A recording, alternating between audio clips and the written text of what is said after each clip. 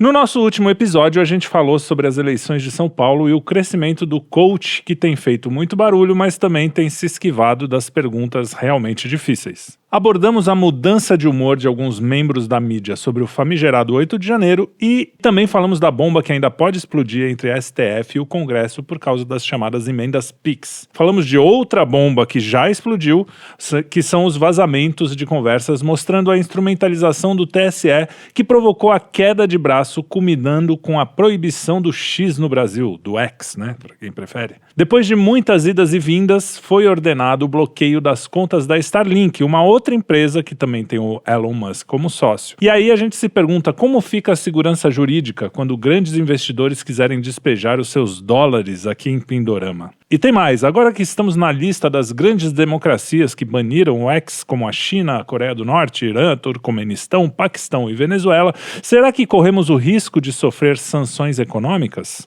No programa de hoje, vamos tentar entender por que a turminha que tanto lutou pela tal democracia em 2022, agora anda fazendo a egípcia sobre o que está acontecendo no Brasil. Vai ver, eles acham que é democracia até demais isso tudo, né? E finalmente, vamos também comentar a sabatina que o Kim e o Arthur fizeram com a candidata a prefeita de São Paulo, Marina Helena. E aí, rapazes, me digam, como a gente fica? Sanções, insegurança jurídica, imposto nas alturas, esse é o horizonte do Brasil, da grande união pela democracia PT-PSDB? Vai que é tu, Arthur.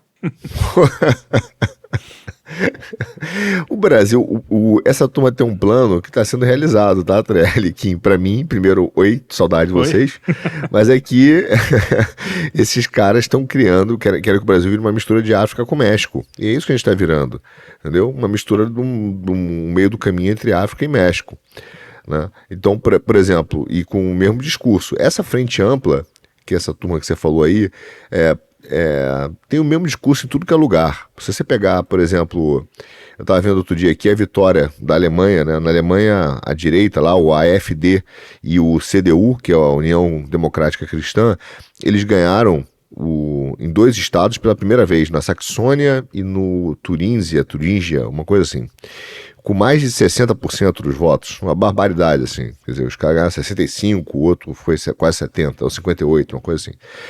E essa frente ampla que era formada por sociais-democratas, os verdes e os liberais não fizeram 2 dígitos de votação. Aí o que acontece? O presidente lá do Partido Verde virou e falou assim, isso foi um ponto de virada na história da Alemanha, precisamos estar atento e precisamos nos unir para defender a democracia. É a mesma conversa, entendeu, irmão? Então, existe, para mim, um sentimento de que hoje tem um sentimento em geral que o povo não se sente mais representado pelas instituições, uma democracia que é uma farsa, e que a gente não tem resposta para isso. E o que está valendo é a política da canetada. Isso está acontecendo não só no Brasil, mas em outros lugares também. Então, minha percepção. O bloqueio do X seria um dos pontos dessa política da canetada. Eu acho que a política do X é uma política da canetada, mas aí tem um motivo diferente, tá?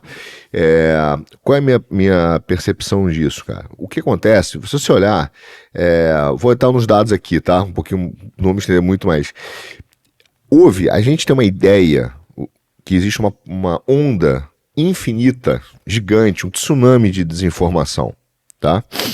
Se você for ver agora alguns trabalhos, por exemplo, tem um artigo que foi escrito na Nature, tá? Eu até anotei aqui, ó, Senin Budak, Brendan Nihan, Emily Thorson e Duncan Watts, alguns pesquisadores. E os caras fizeram um trabalho em que eles falaram que em torno de 5 a 6% é considerado, é o que realmente existe no máximo, entre 5 e 6% de desinformação na rede. Só que quando você vai no Instituto Gallup, 65% lá dos americanos acham que a rede tem desinformação.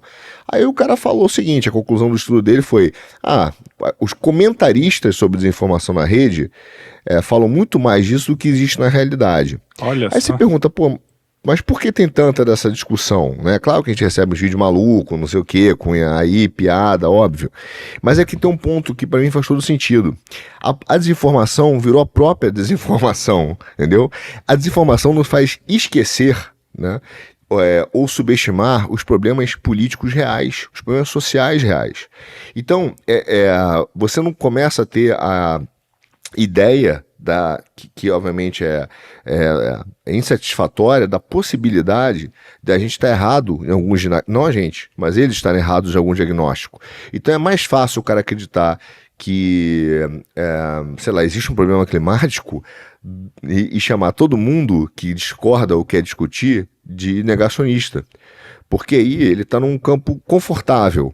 Então, a verdade é que para mim, essa ênfase na desinformação é uma distração para que não se coloque mais uma disputa real, né, um diagnóstico real sobre os verdadeiros problemas políticos, entendeu?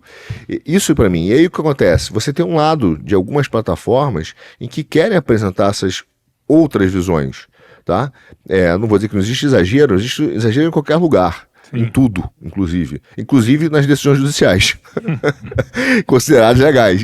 Também existem exageros lá, mas assim, aí o que me parece é que diz assim, cara, a gente não pode deixar o povo saber dos diagnósticos, porque aí você vai ter uma vitória na Alemanha, você vai ter uma vitória no Parlamento Europeu, você vai ter o Bolsonaro botando gente na rua, e aí começa esse monopólio do discurso público. Eu acho que a decisão de banimento do X é uma decisão de canetada, assim. E como você falou, eu tô inclusive surpreso com esses números da desinformação, porque mesmo achando que não tem tanta como eles falam, não imaginava que era tão pouca também, né? É exatamente a justificativa que eles usam para banir o discurso que eles não gostam, né? A gente sabe disso porque a gente sofre isso. Um monte de palavra aqui no próprio YouTube a gente tem que censurar e tal. Mas e aí, Kim? Você acha que é por aí mesmo? Eu acho que é por aí. Eu não consigo afirmar com todas as letras que eu acho que essa questão do X é uma política de canetada nesse sentido macro global que o Arthur está abordando, né? Esse confronto entre elites e as massas, que acho que é o que está acontecendo nesse momento, né? Se você para analisar, você tem um estamento burocrático internacional chefiado que seja desde organismos multilaterais a grandes conglomerados de diversas empresas, corporações, passando por grupos políticos, de políticos mesmo, de determinados países, coisas supranacionais, tipo uma Comissão Europeia, que no final do dia acaba sendo político, até realmente determinados presidentes que vêm tentando ali se unir, criar um grupo coeso em prol da democracia. O próprio Lula está numa jornada como essa. O Lula quer agora realizar às margens da ONU uma reunião em paralelo para discutir exatamente isso. A união entre diversos presidentes para combater, né, a extrema-direita, tentar salvar a democracia. Não é um movimento que nasceu agora. Ele nasceu já em fevereiro do ano passado, após o Lula voltar dos Estados Unidos com as ordens que recebeu do Biden. A coisa foi crescendo. E as demandas meio que são as mesmas, pelo menos as demandas populares, porque grande parte dos problemas são bem similares. Questões básicas, infraestrutura básica, energia, custo de vida, aluguel, comida, tudo mais. E quando eu olho essa questão do Twitter no Brasil, eu sinto que tem uma componente individual na canetada, mas às vezes para chegar na componente individual da canetada teve todo um processo, teve toda uma jornada. Pensa, sei lá, um exemplo bem bobo. Na escola, quando as pessoas começavam a discutir, entrava uma terceira pessoa e colocava a mão e falava: quem cuspir primeiro vence. Aí o cara cospe e tira a mão. Aí um cospe no outro e você gerou a confusão. Você foi uma espécie de catalisador. E aí, quando você olha esse contexto, tem um americano que é o Mike Pence. Ele vem denunciando isso há alguns anos, que é a participação da USAID, da NED, do próprio Departamento de Estado dos Estados Unidos para causar problemas no Brasil. Acho que foi a USAID, que tem um programa internacional deles, todo o orçamento internacional, 30% foi gasto, segundo o Mike Pence, para você avançar com a agenda de censura no Brasil. A Financial Times revelou em junho do ano passado que a CIA estava aqui no Brasil, a representante do governo, a general Laura Richardson do Comando Sul, todos vieram em 2022 para salvar a democracia brasileira. Então eu vejo que tem uma componente externa no Brasil, sabe? Até que ponto isso pode estar relacionado a qualquer tipo de decisão é uma certa incógnita. Os caras, eles são mestres nisso, né? Infla, e, sei lá, é o cara que colocou a mão. Quem cuspir primeiro vence. É um catalisador. Então eu não consigo bater o martelo sobre isso. Mas você vê que segue o mesmo padrão que acontece em outros países. Você vê que essa própria discussão envolvendo o Twitter, o banimento do Twitter, ela também ocorre em outros locais. A União Europeia está discutindo sobre isso. E a própria União Europeia vem sendo questionada por alguns locais, né, pelo menos alguns grupos políticos dentro da própria Europa. O Arthur falou aí da Alemanha. Exatamente, os grupos que lá venceram são mais pró-liberdade de expressão, e o Scholz, a turma lá da Merkel, né, os sociais-democratas, estão do lado 100% União Europeia. Tanto que o termo que eles utilizam muito para falar desse pessoal são eurocéticos, né? A galera que acha que baixar a cabeça e seguir tudo que a União Europeia manda não é o melhor dos caminhos. Então você tem essa tensão aí no ar. O Brasil entra no meio de toda essa confusão, eu acho que meio atrás, meio fora do compasso.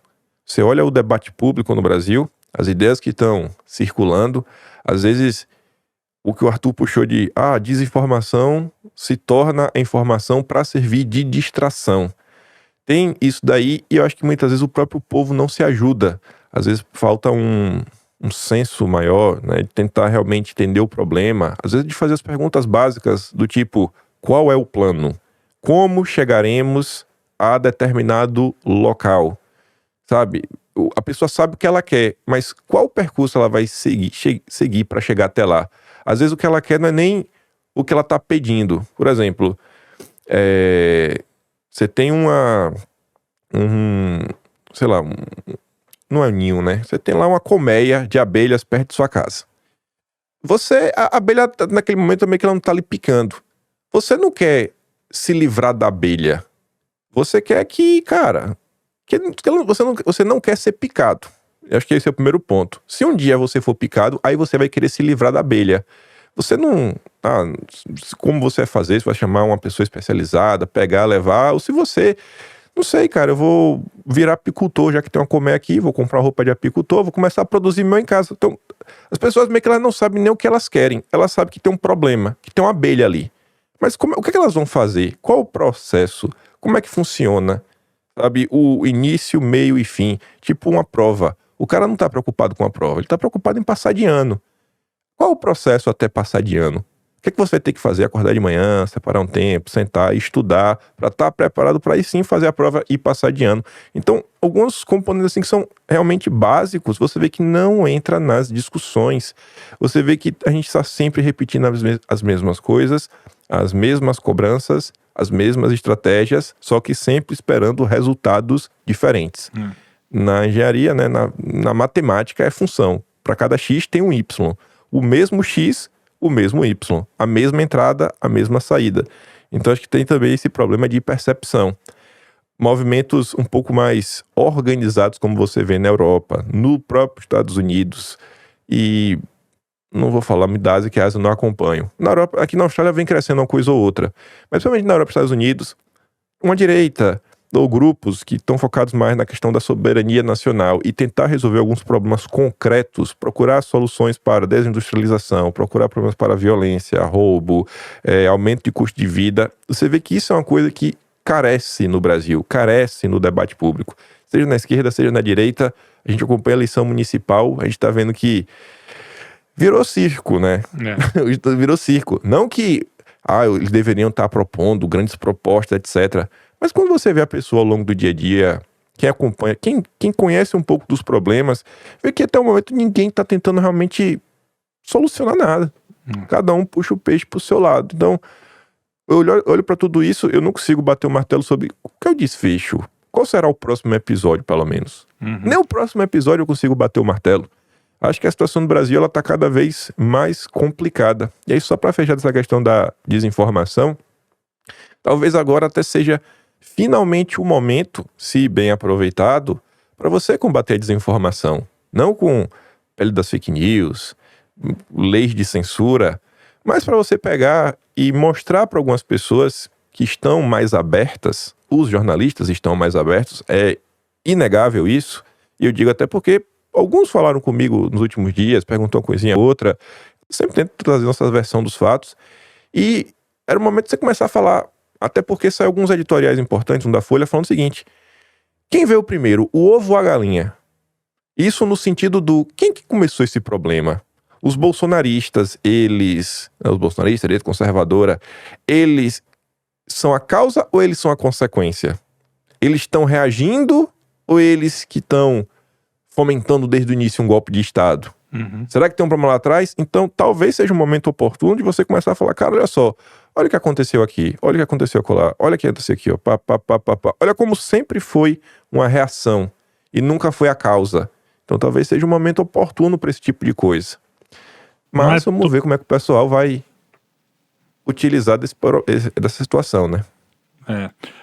Não é à toa que os conservadores eram chamados de reacionários, né? Porque normalmente você quer viver sua vida e você reage quando acontece alguma coisa. É o que você falou da abelha, boa metáfora.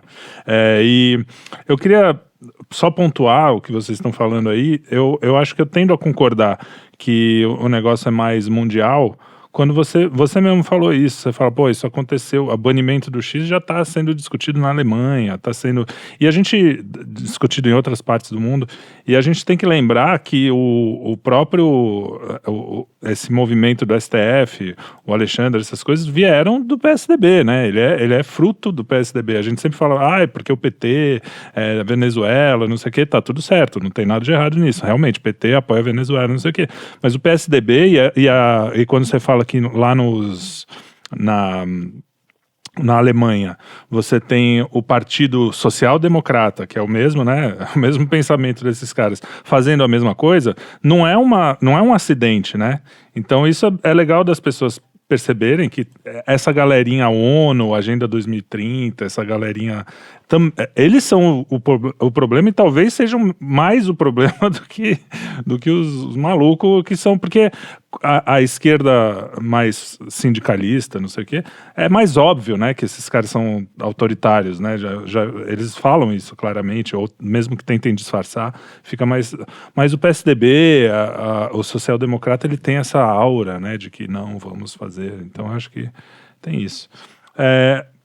Aqui, eu queria que vocês falassem agora um pouco da Starlink mesmo, porque a gente ouviu falar, inclusive, de como ela teve a questão da COP 2026, né? Quando vai ser? A COP 2025. Todo ano tem. Não, mas aqui no Brasil, né? Que vai ser em Belém. A COP 30. COP 30, isso, COP 30. E que... especialmente lá, depende muito da Starlink, as Forças Armadas dependem da Starlink, e agora está essa briga, que virou uma briga meio que paralela, porque para atingir o Musk, e a Starlink voltou atrás, vai tirar o X mesmo.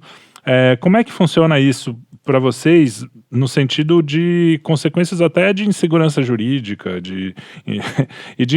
até pro cara que tá lá na selva, que tinha Starlink, são 200 mil, eu acho, essas pessoas que usam Starlink, eu nem sabia que era tanta gente. É muita gente, né, que vai se prejudicar e tal. Ô, Trelli, eu acho o seguinte, cara, o Brasil, ele sofre de um problema nessa questão jurídica muito mais sério do que parece. O que aconteceu com o Musk acontece com uma centena ou milhares de pequenos e médios empresários no Brasil que tem dois negócios, né? O pai é sócio. Eu ouvi uma história, vou contar para vocês, que o pai era financiador da padaria do filho e tinha uma oficina. Aí teve um problema na oficina, os caras consideraram a oficina e a padaria o mesmo grupo econômico. O problema é que existe um ódio ao empresariado no Brasil. Esse ódio vem do judiciário, esse ódio vem de alguns órgãos do governo.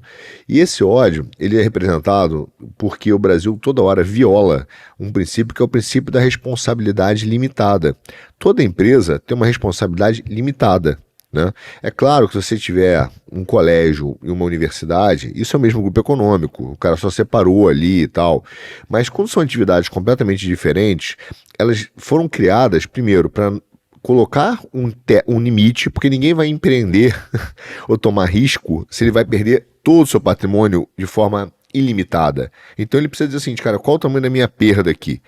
Então o princípio de uma empresa que é relevante para o desenvolvimento de toda uma economia é o princípio da responsabilidade limitada, que é respeitado em todos os países onde o capitalismo funciona e funciona bem.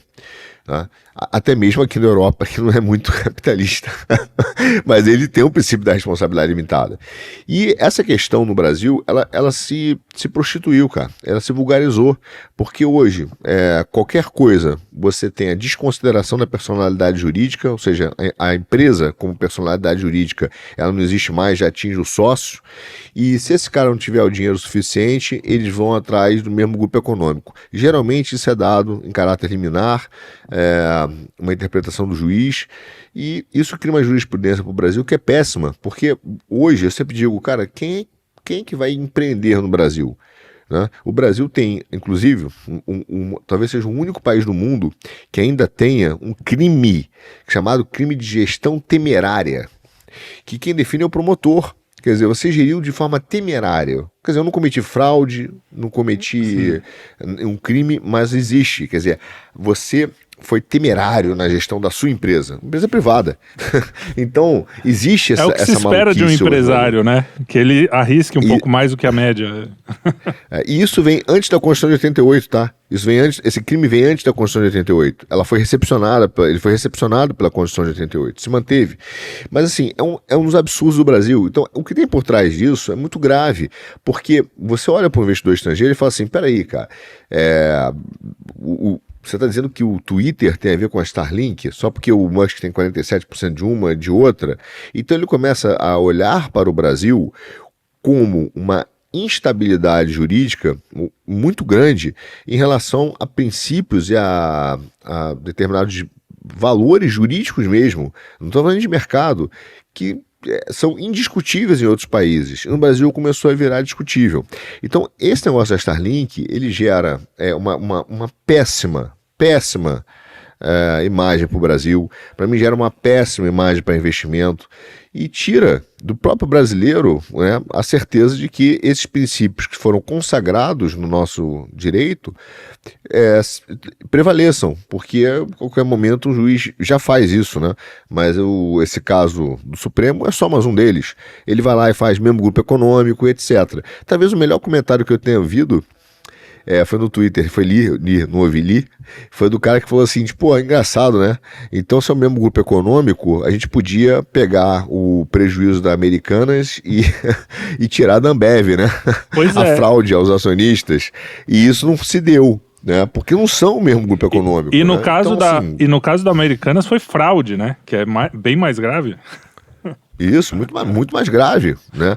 Então, cara, isso gera uma instabilidade, entendeu? Eu recebi, quando eu estive em Dubai, né, eu visitei várias pessoas, eu recebi no WhatsApp as notícias que saíram no Financial Times, etc., do banimento e do bloqueio do dinheiro do Musk. Não do Musk, da Starlink, perdão. E aí os caras falando, pô, que loucura. Eles falando que loucura. Quando o cara fala que loucura, imagina se eu vou investir aí.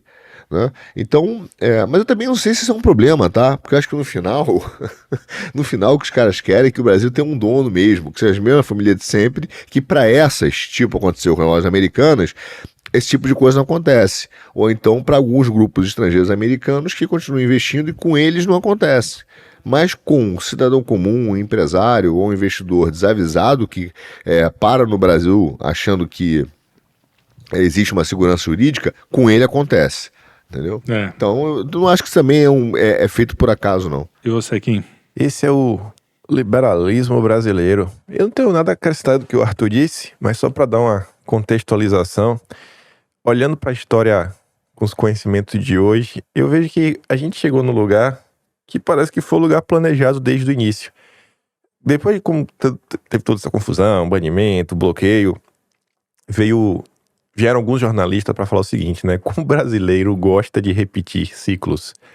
Aí vários fizeram comparação. Primeiro por causa da questão do vazamento das mensagens, né? Pelo Verdivaldo. Muita gente comparou com a questão do Moro e com a própria Vaza Jato. Isso no primeiro momento. No segundo momento, vários jornalistas começaram a comparar. Cara, todo ciclo, né? Parece que tem um juiz que é um herói. Joaquim Barbosa, Moro, o ciclo de agora. E o povo não aprende, né? O povo não aprende sempre a mesma coisa. Enquanto tá rolando toda essa confusão, o pau comendo. Quem até usou essa quem colocou essa analogia pra frente publicamente também, que o Arthur falou, né? Vamos tirar da Americanas, né? Já que vamos tirar da Ambev, já que a Americanas é um problema. Foi o próprio Arthur Lira, onde, num evento no Rio, da XP, quem também falou sobre isso? Luciano Huck, num evento do Grupo Esfera. Então, assim, quando você olha os locais que estão comentando sobre esses eventos, são sempre, né, as elites econômicas se debruçando sobre esse assunto. As elites que elas nunca falam de nada. Elas nunca estão preocupadas com nada. A preocupação delas é saber como está a taxa Selic. A elite econômica está para a taxa Selic, assim como o Moro está para o combate à corrupção. Minha unha do pé encravou. Temos que combater a corrupção. É a taxa Selic. O meu cabelo está caindo. Vamos aumentar a taxa Selic. Cara, é incrível. Todos os problemas do Brasil passam por aumentar a Selic. E aí quando você olha as pessoas que estão aí no Brasil hoje, até que fingem indignação, e que muitas vezes você vê que são parte do processo, parte do problema, porque eles ajudaram a criar o estado de coisas que nós estamos vivendo, e aí o jornalista fala, o Brasil virou uma juristocracia. Não, o Brasil foi fundado para ser uma juristocracia. Não fundado em 1500 ou a independência, mas a República Brasileira foi isso. Com os conhecimentos da história, qual é o processo? A partir de 1830, vem o Brasil, chega o Bardaró, chega o Julius Frank, nem se chamava Julius Frank, naquele contexto, formam a bucha, ali do meio, né, da faculdade de Direito, do Largo do São Francisco, das elites brasileiras, é ali que nasce o Partido Liberal, a ideia liberal, o Partido Republicano. São essas pessoas que instrumentalizam os militares, dão um golpe de Estado, tomam e formam a República com apoio internacional, a mesma coisa que a gente vê agora, essa relação Lula e Biden.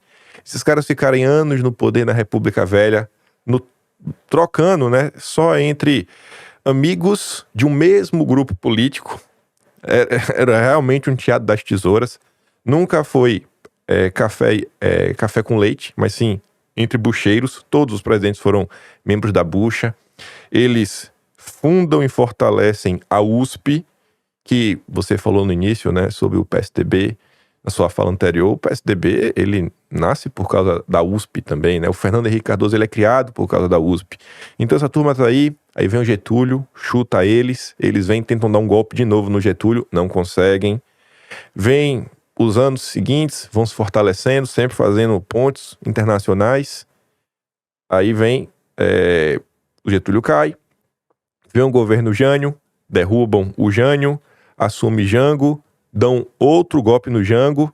Aí quando eles finalmente acharam que botaram a mão no bolo, os milicos deram um segundo golpe, dentro do golpe não devolveram poder. O Brasil respirou por 20 anos. Aí eles voltaram em 85. E são as mesmas pessoas, as mesmas famílias, os locais que as ideias partem são as mesmas. Os grandes homens em posição de destaque do mundo judiciário sempre vindo das mesmas instituições. Até hoje, o Largo do São Francisco é o Largo do São Francisco. Então, a gente está no momento... O brasileiro, como ele não conhece a sua própria história, às vezes vê um Caio Junqueira, né?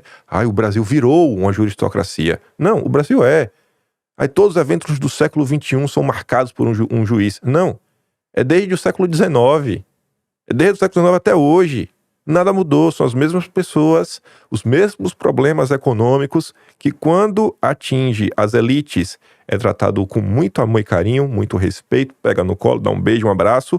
Quando não é do grupo da elite, quando é um detrator, aí, irmão, vai ser maior do que o peso da própria lei. Esse é o Brasil. Enquanto não romper com esse ciclo, enquanto as pessoas não entenderem o que se passa, não entender que os liberais são a maior parte do problema, a gente não vai para lugar nenhum.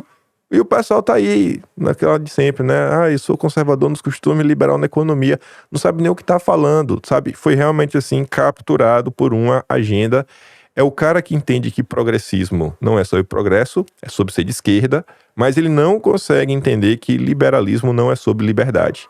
E a gente fica preso nesse ciclo eterno, que vai se repetindo episódio após episódio, com os mesmos personagens. Pelo menos o nome das famílias são os mesmos.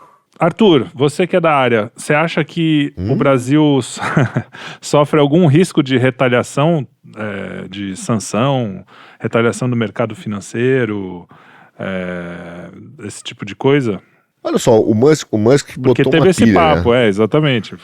O Musk botou uma pilha, falou, olha, já que vocês estão a fim de meter a mão na grana aqui das empresas e tal, e sancionar ativos, né, enfim, bloquear ativos, nós vamos fazer a mesma coisa. Ele brincou e falou assim, espero que o Lula goste de viajar de comercial.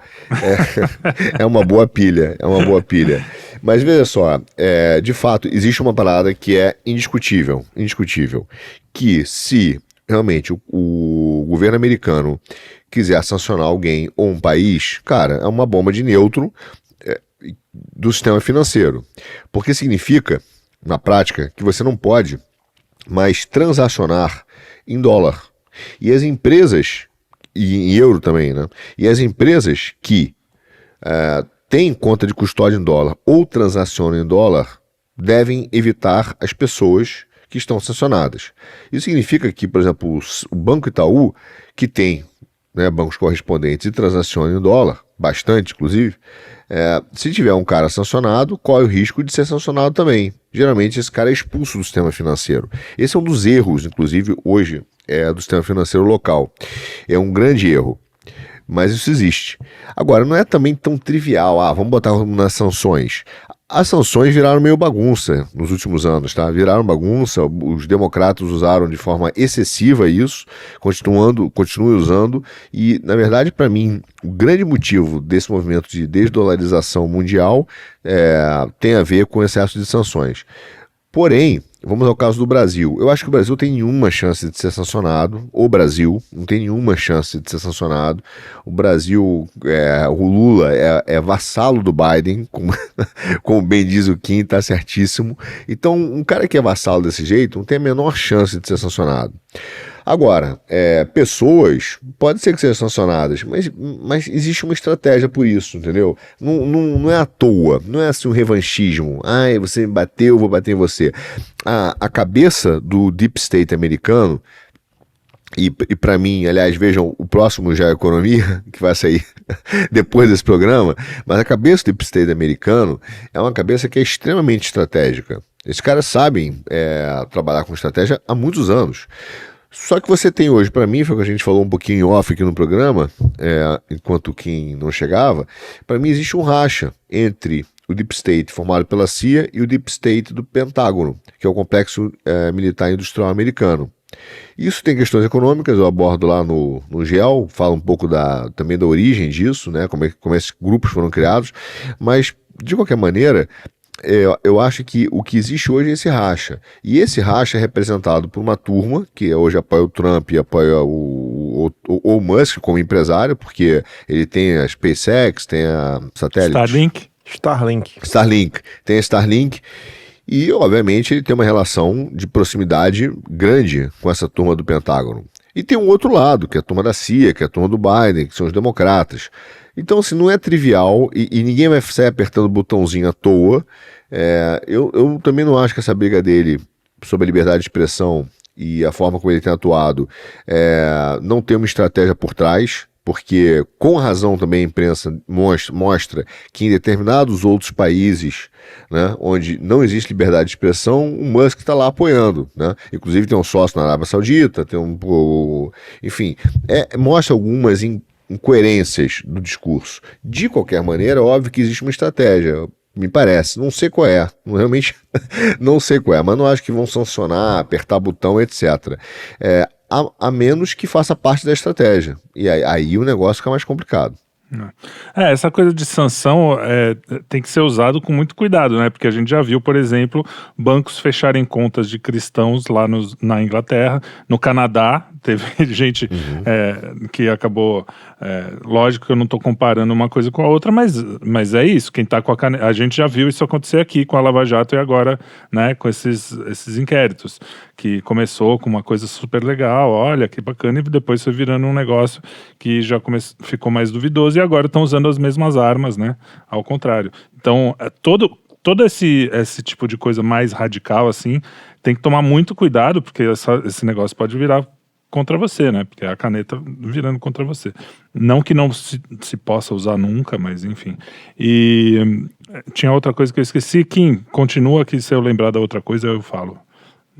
Fala o que você acha disso. Eu olho pra isso daí tudo, pegando só esse final que o Arthur disse, tem algumas pontas soltas. Ele não usou o termo ponta, ou usou, não sei. Lembrei, Mas é isso, né? deixa eu só falar para não deixar passar. O argumento do Elon, de que ele seguiu algumas, só para deixar aqui para vocês poderem responder, que ele seguiu algumas coisas em outros países e não aqui, é que ele está seguindo as constituições de cada país. Se a constituição é totalitária, tudo bem, o problema é dele, ele está seguindo. Aqui, a tese dele, pelo menos o argumento dele, é que são decisões inconstitucionais. Só isso, era só para pontuar isso aí. Vai lá. Entendi. Então ele pelo menos tem uma justificativa.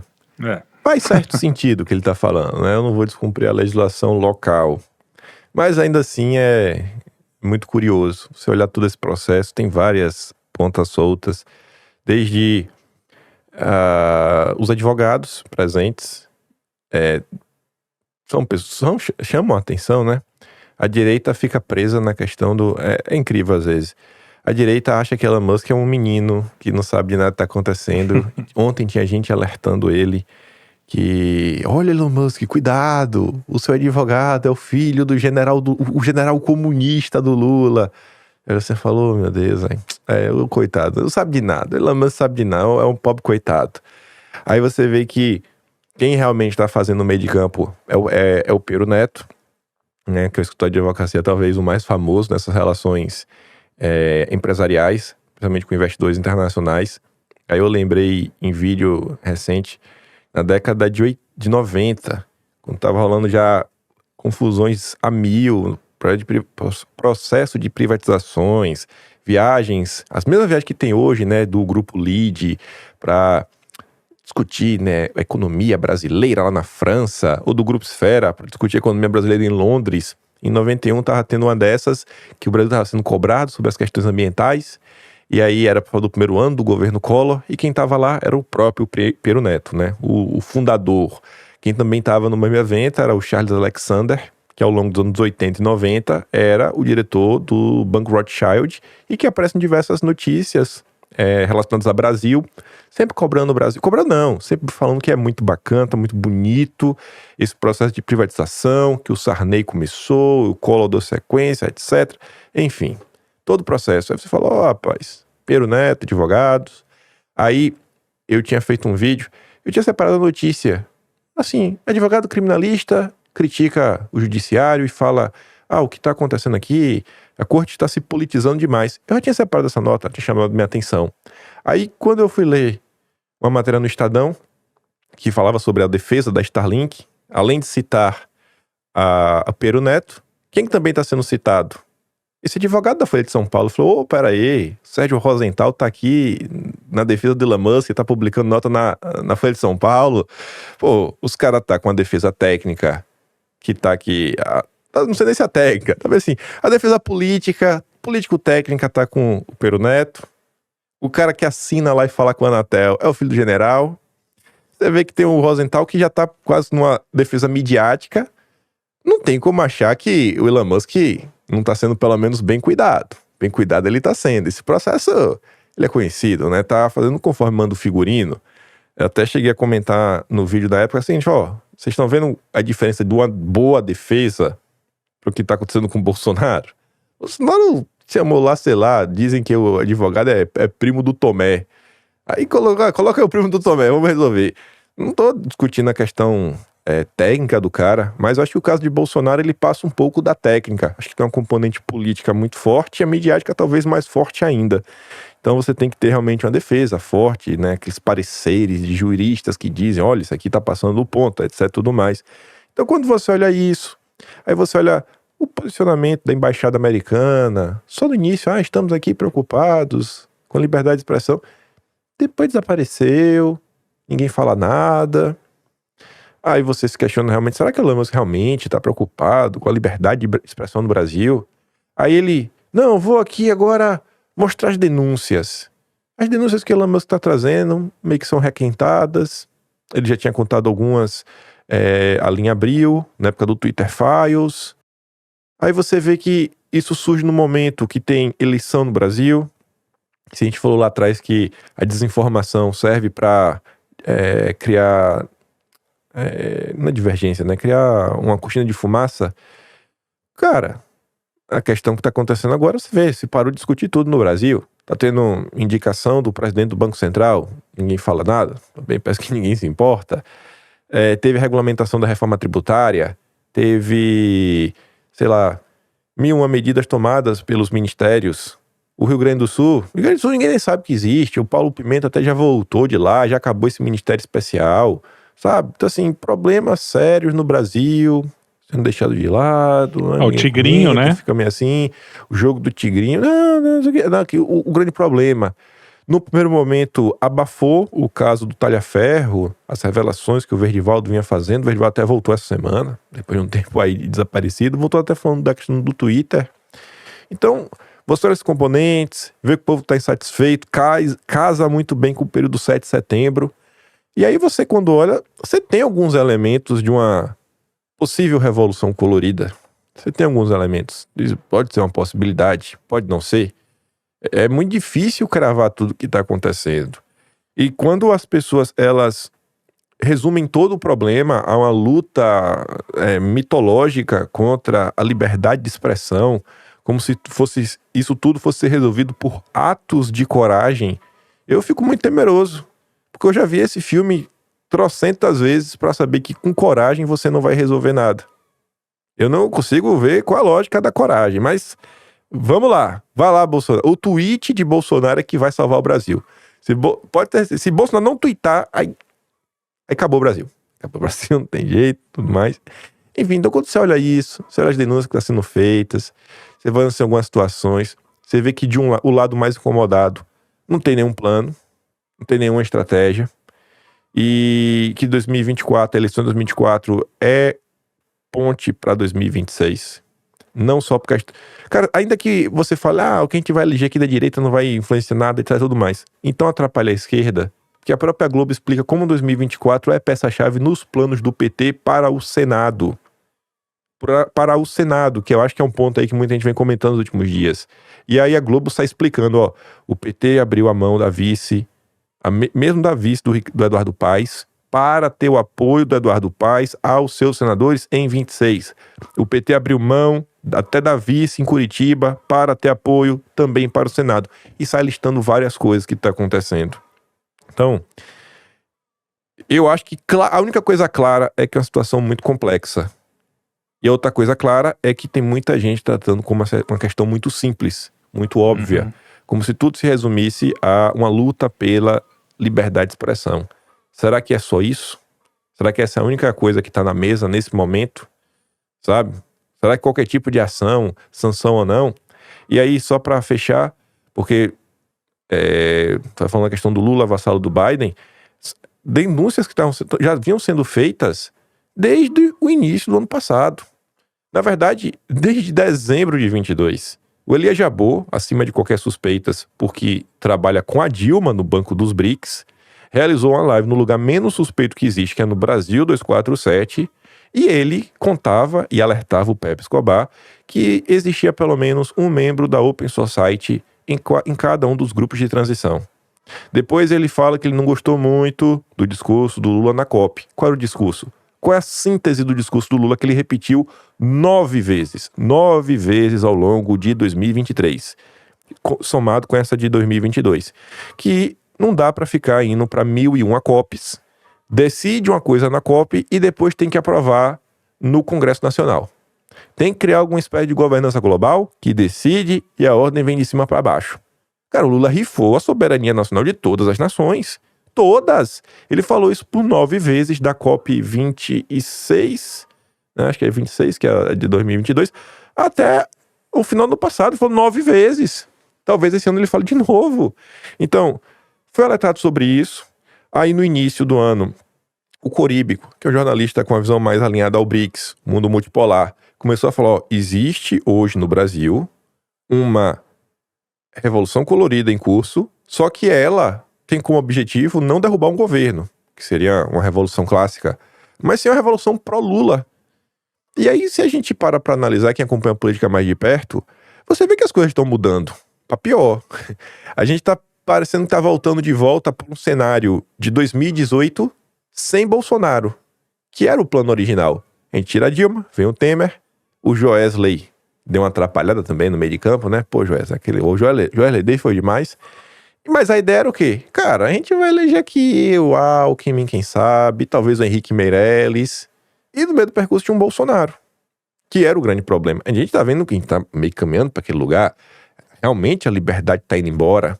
Aí o tempo foi passando, o próprio Pepe Escobar por diversas vezes, olha, o B do BRICS não tá, o R, ele falava que o R e o C estão ligados que o B, mano, não conta com o B é cavalo paraguaio. Depois ele falou, o B tá sabotando, ninguém tá levando a sério a opinião do B, posturas que não me agradam.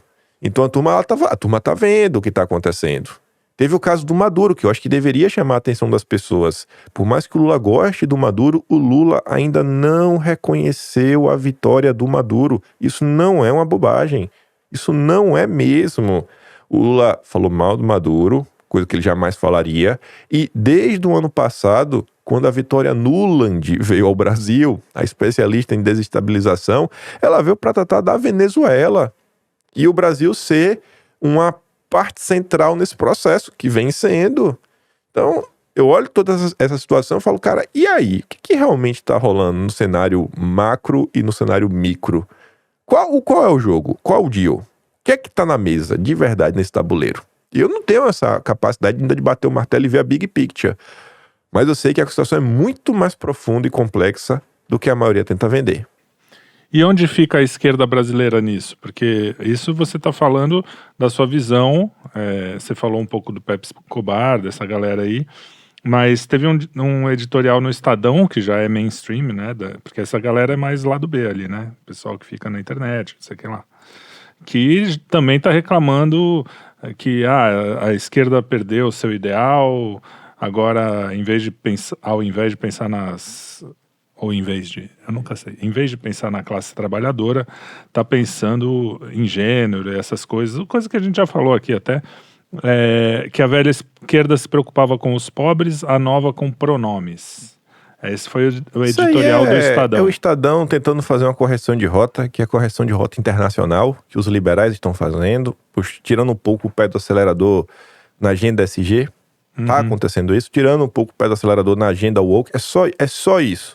É só uma microcorreção de rota. De curso. Essa assim, galera, não vai demais porque tá feio, aí tá atrapalhando, né? Vocês estão dando margem pra direita falar de vocês. Disfarça um pouquinho, disfarça. Porque o que a velha esquerda tá falando, você pega o Rui Costa Pimenta, ele deu RT numa postagem do PT, que o PT tá citando o Karl Popper. Karl Popper, assim, não é figura de linguagem, é o guru do Jorge Soros. É o pai da tese da sociedade aberta. Tradução para o inglês da Open Society, né? O nome da organização do Soros. E o pessoal falando, né? O Brasil virou a esquerda pequeno burguesa. Sabe? Tá 100% alinhada, 100% alinhada a esse processo. Então o Estadão só tá querendo dar aquele freio de arrumação. Vamos aqui um pouquinho, volta um pouquinho pro prumo, disfarça. Vamos voltar aqui a falar do pobre, etc. E a gente vai avançando com isso. A gente já dominou as escolas, a gente já dominou a mídia, a gente já dominou o cinema. Vai na manha. Não dá margem pro povo entender o que tá acontecendo. Para mim, esse é o diagnóstico que eu tenho do choro do Estadão. Faz sentido. E você, Arthur, quer falar sobre isso ou a gente já vai pra sabatina? Não, vamos pra sabatina, porque no final eu concordo com isso aí, né? Isso aí não tenho nada a acrescentar, mas porque a nossa visão é absolutamente convergente. Legal. Bom, vocês no último sábado, vocês falaram com a candidata prefeita pelo Novo, a Marina Helena, e fizeram uma sabatina que não foi um debate, vocês deixaram até bem claro ali, que era só fazer as perguntas, não iam responder, assim, ficar discutindo se é certo, se é errado, queriam entender a visão da Marina Helena. Eu assisti a entrevista, eu acho que... Eu gostei até da moça, bem simpática e tal. Teve algumas coisas que ela escorregou ali quando foi falado do Dallagnol, né? Deu aquela sabonete, não sei o quê. Crédito de carbono, que você vê que ela realmente... Ou ela não sabe do que se trata, ou também estava disfarçando.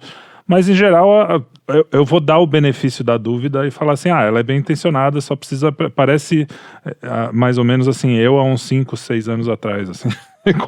Que assim, meio liberal e tal, tá tudo aí, mas não sabia muito o que estava acontecendo. Se ainda assumiu, né? Eu não sei algumas coisas, eu vou estudar melhor. Então, achei simpática. A eleição aqui em São Paulo não tá fácil. E eu queria que vocês comentassem, então, os principais pontos, o que vocês queriam, porque vocês também prometeram nessa própria entrevista, na sabatina, queriam fazer uma resposta aí. Quem quer começar? Arthur, vai, que o Kim falou muito já, não aguento mais ouvir o Kim. Eu não vou me estender muito não, Trelli. Eu vou começar por uma questão muito simples. Eu acho que ela é uma pessoa de uma excelente imagem pessoal, acho que de boa índole, né, de um bom caráter. Uma história... Eu respeito muito o fato de ela tá amamentando agora, né, tá com criança de alguns meses, e tá nessa coragem de enfrentar...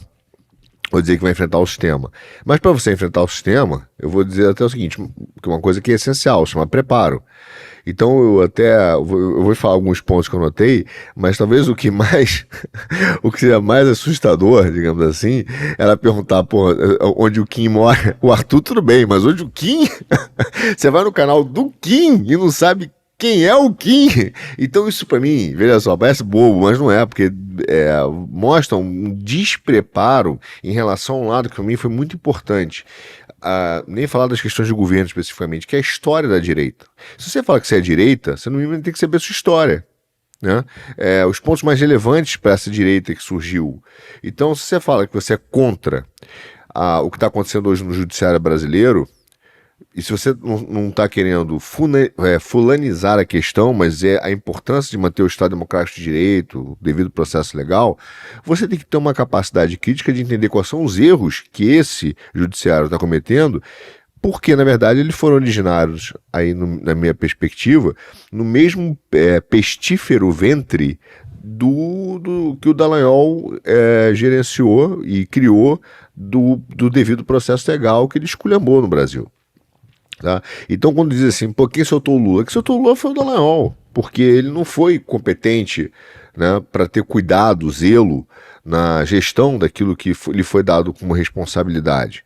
Então, ela não saber a história dessa direita, da história do que acontece hoje na liberdade de expressão, me chama a atenção e diz, você não é direita, então você não conhece a história, né? Eu sou brasileiro, não sabe quem descobriu o Brasil, você tem um problema, né? Então, me pareceu uma atenção nesse aspecto muito epidérmica, né? Muito por cima, muito superficial. Aí tem questões específicas aqui, volta à direita. Uma grande parte da direita brasileira significativa, ela está ligada ao cristianismo, né? Está ligada à discussão sobre o cosmovisão cristã. Como é que você vai dizer que você vai representar a direita e você pergunta minimamente, uma pergunta que remonta ao iluminismo, né? É uma esfera pública ou uma esfera privada? O que você acha? Não sei, não pensei sobre isso. Tudo bem, mas olha só, não é uma cirurgiã que a gente está entrevistando, entende? Eu estou sendo um pouco crítico agora, mais ácido, mas é uma questão que é latente da história da direita, né? A gente abordou, pelo menos, alguns temas que para mim foram importantes, inclusive educação. Ela fala assim, não, eu vou resolver o problema da educação. Bom, mas como? Você vai privatizar a escola? E se cair na mão do Lema, né, do Todos pela Educação? Você acha que pior não fica, Arthur? Pior, impossível ficar pior. É possível sim, porque a gente vai continuar com a mesma educação ruim pagando o Lema, né? Acho que o Kim até que disse isso depois da entrevista pra mim. Eu adorei essa frase. Então assim, cara, eu acho que tem tem um lado, pelo menos com a gente, eu não posso dizer por todos os canais, nem quero ser pedante para isso, mas eu acho que uma característica que todos nós, né, no Quinto Elemento fazemos, e somos obrigados a fazer sob chicote do nosso editor-chefe, e incluo o Kim aí também, que faz isso naturalmente, é preparo, é pesquisa, cara, é entrar sabendo, se eu vou falar sobre educação, eu vou falar sobre uma proposta e as consequências dessa proposta, não vou fazer clichê e chavão, porque clichê e chavão a esquerda já faz. Se a gente for entrar com clichês e chavão sem entender e discutir profundamente questões políticas do Brasil, nós não vamos encontrar soluções para elas, entendeu? Eu posso até respeitar alguém que diga e entender, compreender que depois de uma análise, ela entenda que o cristianismo é absolutamente da esfera privada e não pública. Não concordo. Mas, se ela tivesse uma análise consistente, eu respeitaria, dizer, tudo bem, ok, discordamos, mas... Agora, não ter pensado sobre isso, considerando todo o movimento, inclusive do governo Bolsonaro, né, com os principais líderes hoje que estão fazendo oposição ao que ela também faz oposição, ao Malafaia e outros aí que estão ligados, né, claramente a um princípio de uma cosmovisão cristã, eu acho que é uma falta de conhecimento do que é essa direita, do que realmente é essa direita. E eu acho que nesses pontos do cristianismo, da história da direita, da educação, dos planos, né, do entendimento da agenda verde, do entendimento do crédito de carbono, faltou um dever de casa mínimo, né, de se preparar. E o que mais me chamou a atenção é isso, você perguntar pra gente, a gente mora em São Paulo. Eu moro em São Paulo, vamos ver o Quinto, né? Mas tá no canal do Kim, foi no canal do Kim. Então, saber que é o Kim Paim, pelo menos eu faço isso, quando o cara me entrevistar, eu pesquiso, né, cara? Quem é o cara, pelo menos onde ele mora, quem ele é, né? Quantos caras esses seguidores tem, o que ele pensa, é o mínimo que você vai por uma questão. E aí eu acho que nesse ponto ela pecou, faltou um preparo mínimo mesmo, faltou uma assessoria política para dizer, olha, pelo menos pegar um papelzinho, um assessor e falar, o cara que você vai entrevistar, esse cara aqui, ele é importante por isso, o que você é entrevistado, eles pensam mais ou menos assim, né? Mas faltou base, para todas as perguntas, para mim faltou base, fundamento, entendeu? Faltou, minha análise. Isso foi uma coisa que eu senti também. Eu vou discordar de você em uma coisa. Eu não acho tão bonito esse negócio, se bem que ela descobriu depois, dela tá amamentando e coisa, porque eu sou uma pessoa que eu acho que ela tá perdendo a chance de ficar com os filhos, que é a coisa mais importante da vida. Eu, homem, já fico desesperado de estar longe dos meus filhos. Mas assim, isso aqui é uma crítica que a gente faz, se vocês quiserem assistir o meu Cine Quinto sobre a Branca de Neve. Não quero dizer que nenhuma mulher possa fazer isso, eu tô falando isso assim, mesmo como um ser humano olhando o outro e falando assim, pô, espero que ela não se arrependa disso depois e tal, mas isso pra mim não é um plus a mais, vamos dizer assim, não é uma coisa que melhora muito. Mas falando sobre eu tive essa mesma impressão, especialmente na questão do crédito de carbono, que eu acho que é um assunto importante, que ela fez uma confusão do tipo, uma troca ali entre você colocar um piscinão em casa e ter um desconto no IPTU e o crédito de carbono, que é algo muito maior. E eu acho que a gente aqui no Quinto, a gente nem se propõe a conhecer no sentido de que a gente a gente não está se candidatando, né, principalmente o meu pai, o Luigi, né, o Carlão, a gente não se propõe a dar respostas completas, é por aqui, é por ali, a gente até tenta e tal. Mas uma candidata, né, um candidato a prefeito tem que ter alguma coisa mais, né, por mais que a gente conheça o assunto, a gente tá aqui palpitando. Ela tá falando assim, eu vou botar a mão na massa, então você precisa saber o que você vai fazer, né. Então isso realmente me chamou a atenção a falta de... É isso que você falou bem, a falta de profundidade em cada assunto. Foi tudo muito superficial, meio que quase o chavão das coisas, né? Por mais que possa ter uma boa intenção, eu já vou ser chamado de misógino aqui, então eu falei que não ia falar nada para não entrar em problema, já comecei. Agora vamos ouvir o Kim Paim, o que ele acha do assunto. Eu até falei já um pouco sobre isso, e aí você vê o problema que o Brasil tá, que a gente tem que deixar claro, olha, não é porque a gente fala disso daqui que a gente tá mandando você votar no outro, não é porque a gente reclamou de tal candidato que o outro é melhor. É o ponto que as coisas chegaram. As pessoas, elas estão torcendo, é pura torcida, né? Uns torcem para o Nunes, uns torcem para o Marçal, outros torcem para Marina Helena. Então, se a gente pudesse ter a oportunidade de sabatiná-los, também seria uma sabatina, pelo menos do mesmo nível, né? Tentar realmente botar o dedo na ferida de todos os candidatos. Tem algumas coisas que para mim não dá, sabe? Você, disputar a prefeitura de São Paulo, a cidade com o maior peso político no Brasil, e disparado, e o maior peso econômico também. E aí, o cara que representa o seu partido fala uma coisa. Não, você tem que perguntar pra ele. O cara representa o teu partido. Sabe? Como assim? Como assim? Se você tá num partido, todo mundo espera que Bolsonaro responda por qualquer coisa ligada ao Valdemar. Uhum. Todo mundo espera que Bolsonaro responda por algo que aconteça de alguém do PL, que possa ter feito Y, X, Z, etc. Tem que responder até pelos seus ministros de governo. Agora, o cara que é vendido como o embaixador do novo no Brasil, que ela coloca no plano de governo dela, que é o Deltan Dallagnol, que ela quer colher os louros do Deltan, ela não pode falar dele? Não, você tem que perguntar pra ele. Mas como assim, pô? Isso não funciona. Isso pra mim, eu não vou falar que é picaretagem, mas é uma disfarçatez sem igual, né? Pera aí, calma lá. Se você quer utilizar o cara como palanque, você vai ter que também acabar com os ossos do ofício. Vamos aqui tentar entender. A gente tá em 2024 e eu tenho certeza que ali a turma do Novo, ninguém deve ter aberto uma matéria da Vaza Jato pra dar uma lida. Teve um monte de coisa que eu aliviei, porque senão poderia ficar muito pessoal e ficar assim, né? Pô, coitada, tá descortês. Até o editor-chefe tava falando sobre isso.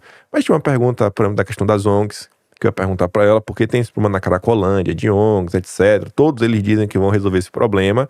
Eu falava, pô, você tá aí, que é o Deltan, etc. Aí eu trazia a questão da multa, da JBS, que entrou a Transparência Internacional do meio, que tava lá falando de Open Society, trouxe a Anatone, secretária do clima do Lula, membro do Fórum Econômico Mundial. Falar, mas e aí, como é que você quer resolver esse problema se aliando com o Deltan? Essa pergunta estava lá, nem foi questionada. Eu não coloquei. Essa outra pergunta que eu não coloquei, mas poderia colocar, essa realmente não estava lá na sabatina, era para falar do apoio do Deltan ao irmão do Flávio Dino, na época, para ser o PGR, organizando lá, arquitetando junto com o Cláudio Dantas e o Boquita. Eu falei, não, mas beleza. Aí ela não pode falar sobre isso. Todos os pré-candidatos batem no Ricardo Nunes, eu acho que batem com razão, pela questão do fechar tudo, né? Do fechar tudo, fica em casa, que aconteceu quando o Bruno Covas era o prefeito e o Ricardo Nunes era o vice. Mas e aí? Você não pode responder então a mesma coisa sobre o Zema? Aí sobre o Zema eu tenho que perguntar, o governador mais importante do seu partido. Então assim, nada que o seu partido fizer eu posso te questionar. Nada. Você é candidato da cidade mais importante do país pelo seu partido e você não pode falar de ninguém do seu partido. Nem do seu próprio partido você pode falar. Isso daí, pelo menos o Marçal diz, não. Se a pessoa fez alguma coisa, que vá pra cadeia. Ainda que seja da boca pra fora. O Nunes também daria algum tipo de resposta. Eu não acredito que o Nunes fale, não, pergunta lá pro Temer o que é que ele acha. Não sei, sabe? Eu sinto que, ainda que fosse corporativista, né, não, pergunta lá pro Temer o que é que ele acha. Pergunta lá pro Baleia Rossi o que é que ele acha.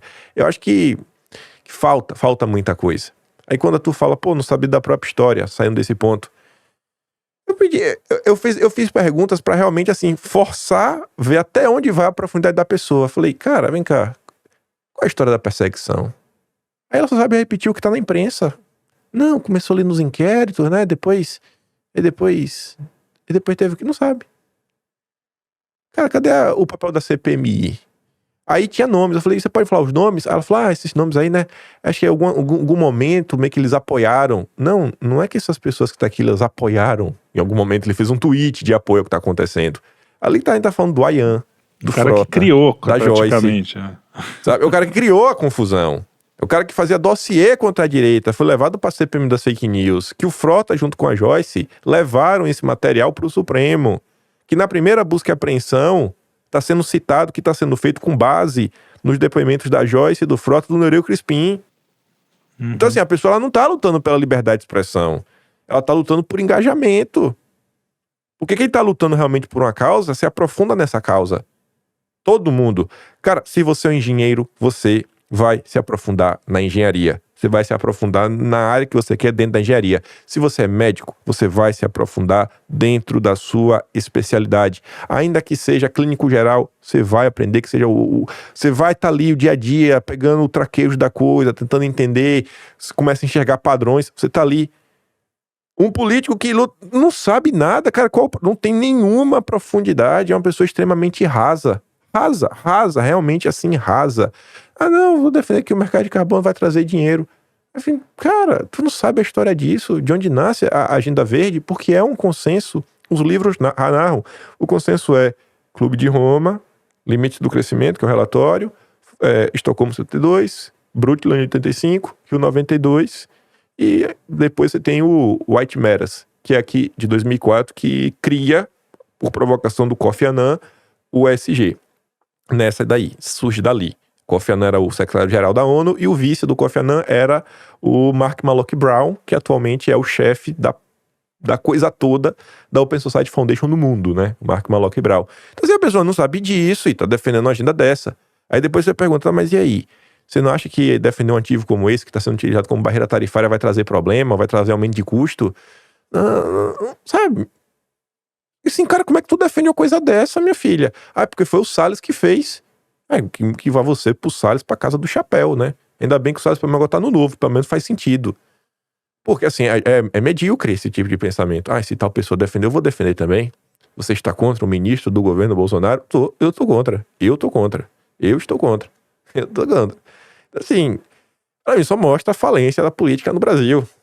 O quão distante nós estamos de alguns debates que ocorrem nos Estados Unidos, que ocorrem na Europa.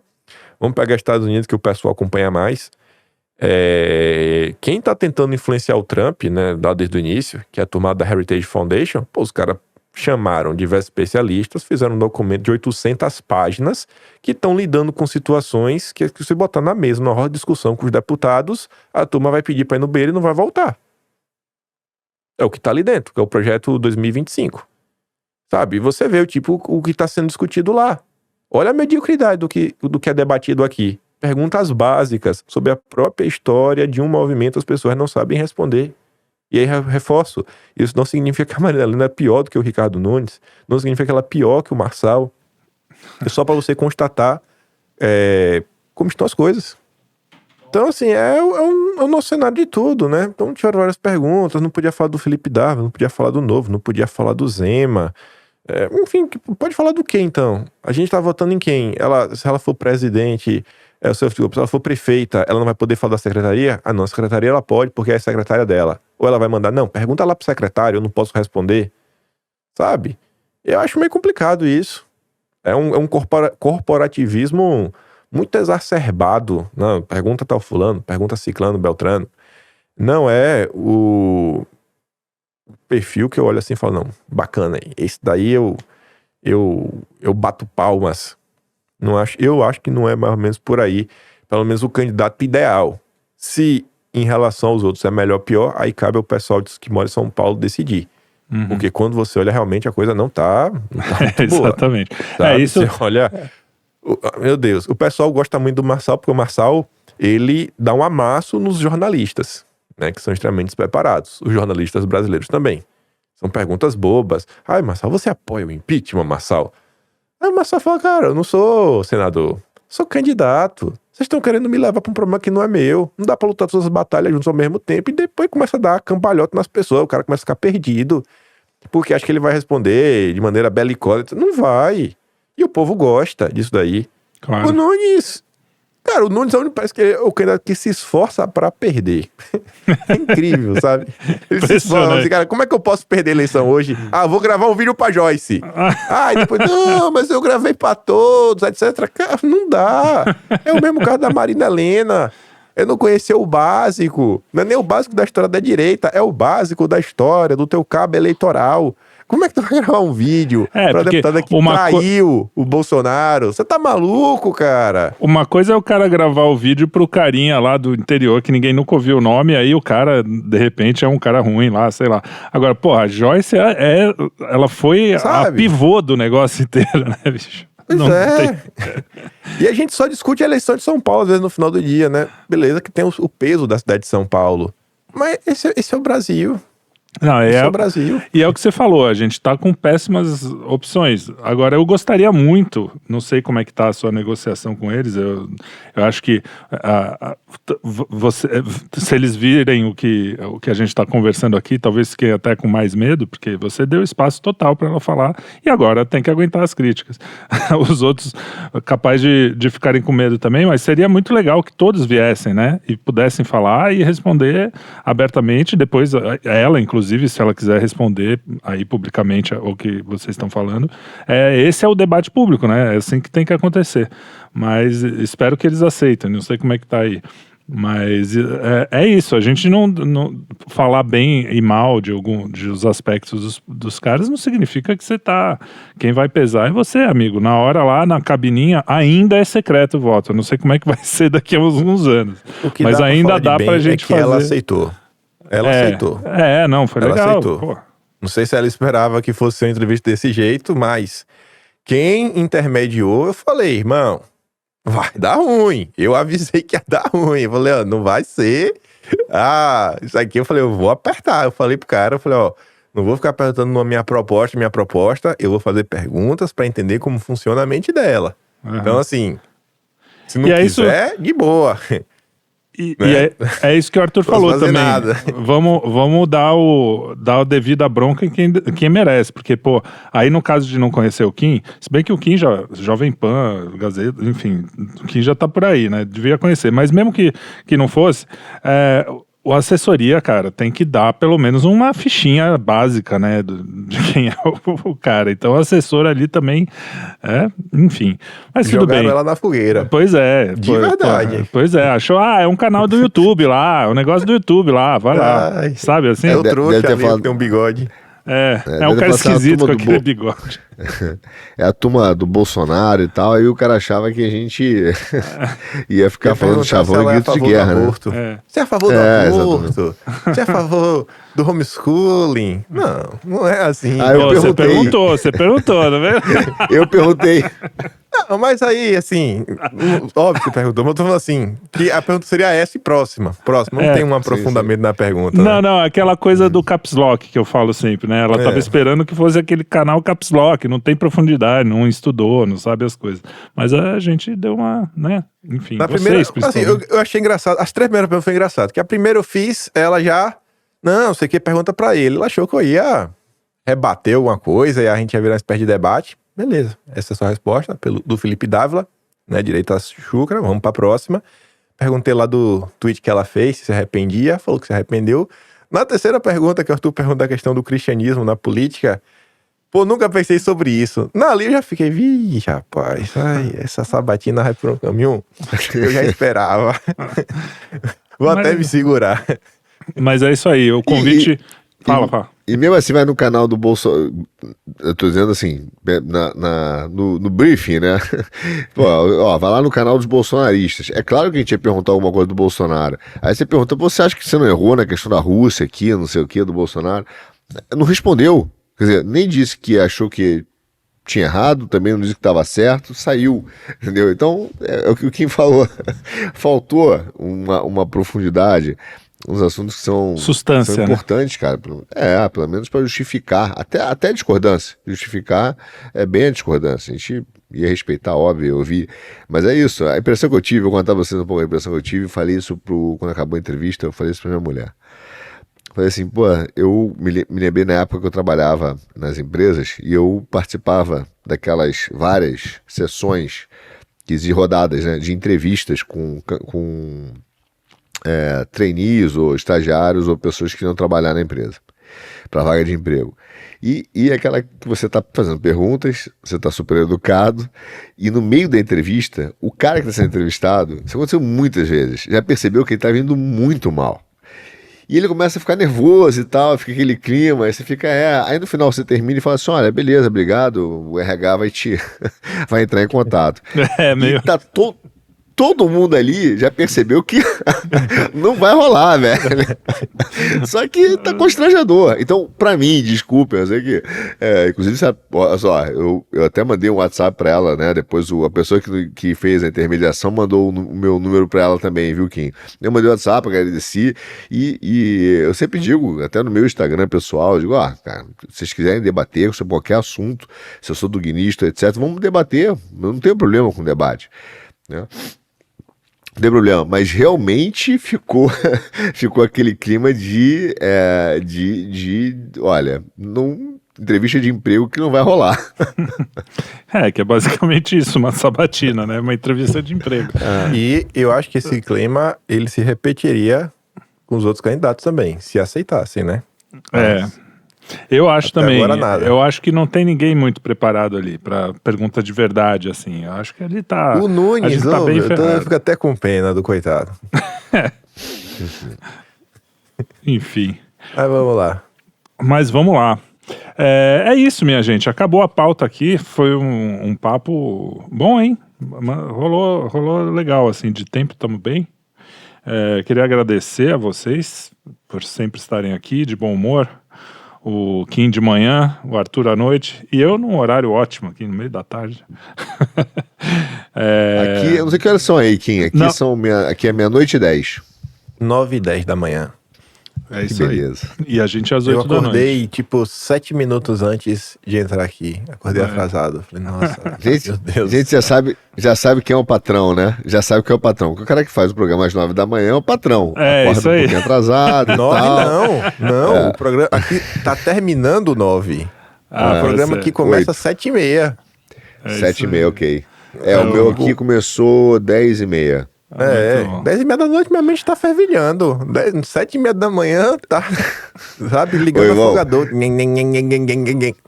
Eu sou o contrário. Eu acordo 5 da manhã, 4h30 da manhã, hoje eu acordei 4h30. Aí vim ali, não sei o que, trabalhei. 9h30 da noite, eu tô de pijama, gorro e chupeta. Que nem aquele comercial do Ortobon. Cobertorzinho. Muito bem. Então, obrigado a vocês que estão assistindo também. Não deixem de ver os nossos outros programas: Geoeconomia, Notícias de Quinta, Cine Quinto, Trocando as Bolas, Filosofia e Cultura, Café em Família, enfim. Todos os nossos programas, tem mais outros e vocês procurem por aí. Espero vocês no próximo Puxando o Fio e até a próxima. Não deixem de comentar, compartilhar, xingar, fazer o que vocês quiserem.